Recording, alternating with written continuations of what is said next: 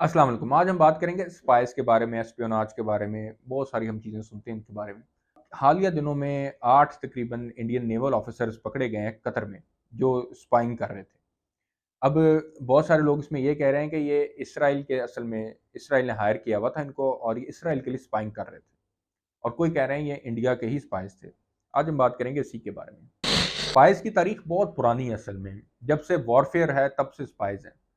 क्योंकि ये दोनों चीज़ें ऐसी हैं जो पैरेलल काम करती हैं, गवर्नेंस में मदद करती हैं और इस तरह की बहुत सारी चीज़ें होती हैं। हम हज़ारों साल पहले से स्पाइस की कहानियाँ सुनते आ रहे हैं। रोमन एम्पायर में थे, फिर हमारी जो खिलाफत थी उसमें थे, उसके बाद जो सिस्टम चलता रहा ब्रिटिश एम्पायर में थे, फ्रेंच एम्पायर, सारे जो थे इसमें स्पाइस ने काम किया अपना। जैसे एक मैं आपको किस्सा सुना देता हूँ। इसकी आपको मैं एक प्रोमिनेंट एग्जांपल दे देता हूँ। जब टीपू सुल्तान का मैसूर फतह किया ब्रिटिशर्स ने, तो उसमें स्पाइस का इस्तेमाल किया गया। वो स्पाइस क्या थे, जो उधर मीर जाफ़र था उसको हायर किया ब्रिटिश एम्पायर ने और उसको हायर करके जब टीपू सुल्तान बाहर दौरे पे निकले अपने किले के, तो उन्होंने दरवाज़ा बंद कर दिया पीछे से। और फिर हुआ ये कि जो थोड़ी-सी फ़ौज थी उसके साथ टीपू सुल्तान ने लड़ा और टीपू सुल्तान आखिर में शहीद हो गए। तो ये एक स्पाइस की प्रोमिनेंट एग्जांपल था।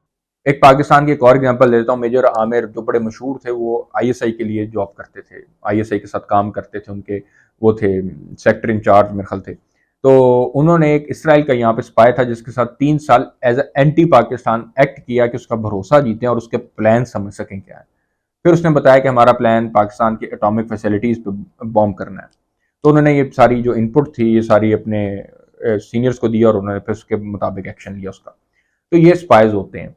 ये मतलब मुख्तलिफ किस्म के होते हैं। कोई सीनियर ऑफिसर होता है, बहुत ज़्यादा गवर्नमेंट लेवल पे सीनियर ऑफिसर में बैठा होता है। जैसे जैसे सीरिया में जो डिप्टी डिफेंस मिनिस्टर था सीरिया का, वो कोहन उसका नाम था, इसराइल का वो बंदा था। तो वो मुसाद के लिए स्पाइंग करता था और उसने सारी इनको मैपिंग दी। यहाँ तक कि जो गुलवान वैली में वो बंदा विजिट करने गया बहाने से और उसने उधर जाके उनका एतमाद, क्योंकि पहले से ही सीरिया का डिप्टी डिफेंस मिनिस्टर था, तो उसने ये एतमाद पहले से जीता हुआ था। तो उसने जब पोस्टों का और वो जो अंदर मोर्चों का दौरा किया, तो उसने कहा ये देखो बेचारे धूप में बैठे हैं, इतनी गर्मी है, तो इनको कोई तुम शेड क्यों नहीं लगवा के देते। तो उसने फिर क्या किया, उसने गिफ्ट किए दरख्त और वो उनके बंकर्स के ऊपर दरख्त लगाए गए। जब उन्होंने तो कहा ये बड़ा अच्छा काम किया, ये बड़ा अच्छा बंदा है। अब इसने जब इधर बंकर्स पे दरख्त लगवाए, तो उधर से इसराइलियों को बताया कि जहाँ जहाँ दरख्त लग रहे हैं वहाँ वहाँ पे इसराइल की इंस्टॉलेशंस हैं, वहाँ पे इनके बंकर्स हैं, वहाँ पे इनके सोल्जर्स बैठे हैं, तो आप एग्जैक्ट टारगेट हिट कर सकते हो। और वो ऐसे किया और फिर बाद में वो पकड़ा गया, जिसको सीरिया ने बाद में फांसी की सजा दे दी और वो मारा गया। अभी एक और एग्जांपल मैं आपको पाकिस्तान की देता हूँ। कुलभूषण जाधव पकड़ा गया था। कुलभूषण जाधव एक बिजनेसमैन के तौर पे था, इंडियन नेवल ऑफिसर था।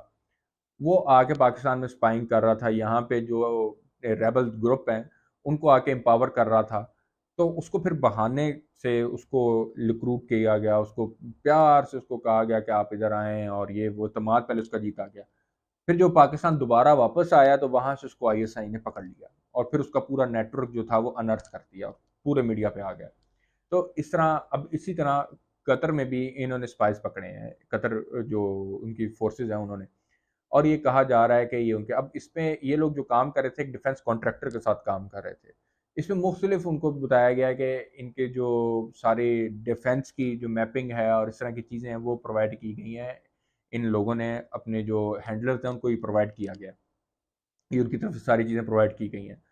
इसी तरह बहुत सारे स्पाइस और पकड़े जाते हैं मुख्तलिफ लेवल्स पे। कोई होता है कोई, जैसे आपको एक और एग्जांपल इसकी देता हूँ मैं, कि जैसे जो अभी इंडिया के नेशनल सिक्योरिटी एडवाइज़र हैं अजीत डोभाल, वो भी स्पाइंग करके गए पाकिस्तान में। दाता साहब पे बैठे होते थे, उन्होंने अपना एक किस्सा भी सुनाया उसका।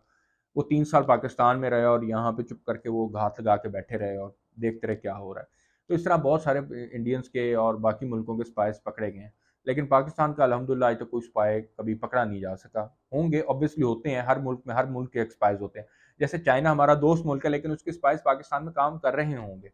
वो कोई एस्पियोनाज ही नहीं कर रहे होंगे, लेकिन वो नज़र रख रहे होंगे सिर्फ एक्टिविटीज़ पे। ऐसे ही पाकिस्तान के स्पाइस भी उधर बैठे होंगे। ऐसे जो भी आपका दोस्त मुल्क होता है उसके स्पाइस आपके मुल्क में, दोस्त या दुश्मन मुल्क के स्पाइस आपके मुल्क में ज़रूर बैठे होते हैं और वो बैठ के उधर से विजिलेंस रख रहे होते हैं कि कोई कोई हमारे खिलाफ एक्टिविटी तो नहीं हो रही। अगर होती है तो फिर वो जाके अपने सीनियर्स को रिपोर्ट करते हैं कि देखें जी ये हो रहा है, वो हो रहा है। तो इस तरह ये सारी चीज़ें काम करती हैं।